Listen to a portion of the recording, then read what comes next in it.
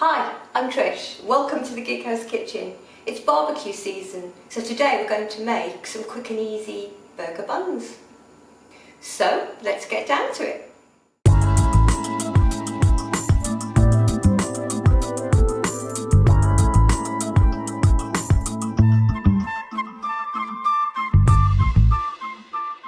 Now, as always, to make bread we need strong bread flour, and I have 300 grams of that in this bowl. I also have a good pinch of salt which I'm going to put in, and 1 sachet or 7 grams of fast acting dried yeast.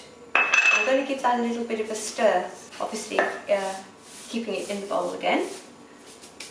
Why does it always try to escape? There we go. Now, to make it a little bit more interesting, I'm going to flavour my burger buns. So I have here a tablespoon of dried chives and a couple of tablespoons of olive oil.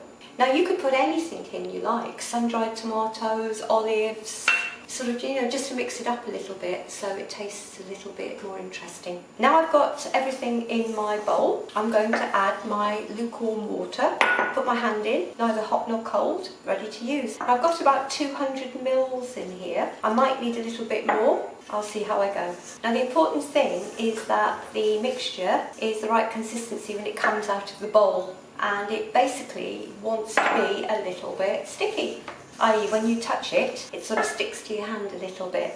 If it's too dry, then it won't rise as well and it won't taste as good. Now I'm going to triple rise these, and you might think, goodness, that sounds like it's going to take a long time. But in actual fact, bread is one of those things that you can just do other stuff while you're making it. So while it's rising, you can go off and do other things like the barbecue, or just sit down with a glass of wine in the garden, whichever you prefer. Now I'm going to put some flour down. I don't tend to put flour down often for bread, but because this has got olive oil in, it can be a little bit sort of over tacky, if there's such a word.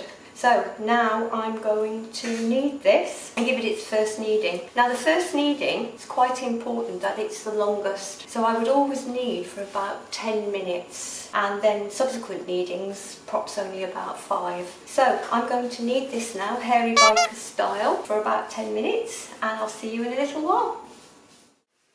So I have been kneading this bread now for about 10 minutes and it's ready for its first rise. So I'm going to get the bowl, which I haven't washed yet, that the mixture came out of, put some flour down. I'm going to put my bread dough in the middle, and I'm going to cling fill, and then I'm going to let it rise for about 30 or 40 minutes. So I'll see you in a little while.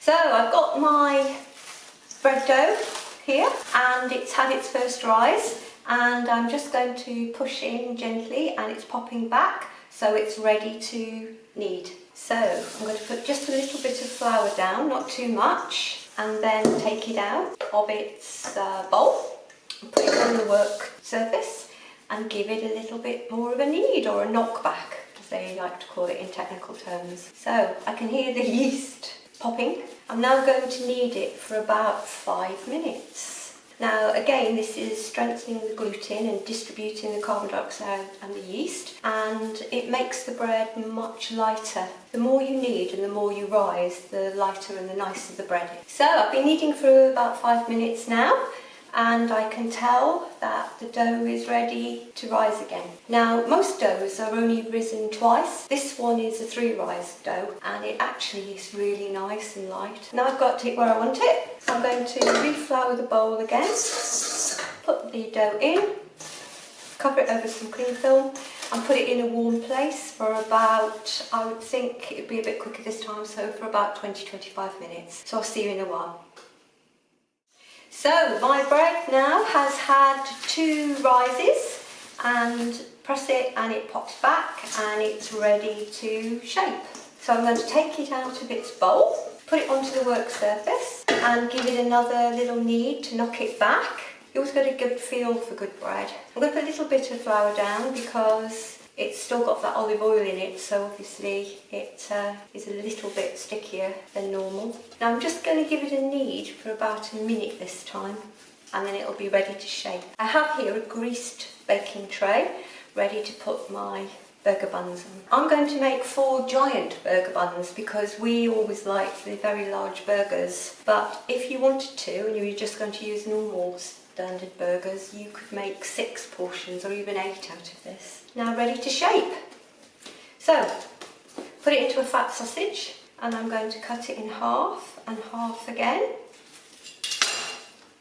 and then do my customary giving a bit of a round roll so that we can guess how much or see how much each one, the size of each one. So that's ready. So I'm just going to put a little bit of flour down because it feels a little bit sticky. Give it a good roll, press them down hard till I get my shape, and then I'm going to, wow, it is a bit sticky. Trust me, it will be delicious. Going to put it onto my baking tray. Second one. Now you could put sesame seeds or whatever on top, but I always think that these are nice with a flour topping. So what I'm going to do now is sprinkle a little bit of flour on each one. Doesn't matter if some goes on the tray. And then flour the palm of my hand and give one a good press down. Now, because bread is very elasticy, you always want it bigger than you think you want the end product, because it will just go back again.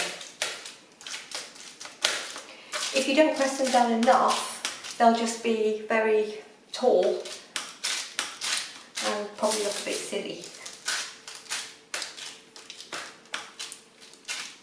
You can see they're going back in shape already, going back into a smaller round already. There we go. So give them a good press down, and then I'm going to put a little bit more flour on the top and put them back in to rise, I would think, for about 15 to 20 minutes, and then they'll be ready for the oven. So see you in a little while. So my burger buns are now risen, and if I press them they pop out, so they're ready to go in the oven. Now I'm going to put them into a very hot oven, 220 degrees, gas mark 7, for about 15 minutes. So I'll see you in a little while. So these are ready now, so we can go and fire up the barbie. Thank you for joining us. If you enjoyed this video, please remember to like and subscribe. See you next time in the Gig House Kitchen. Bye!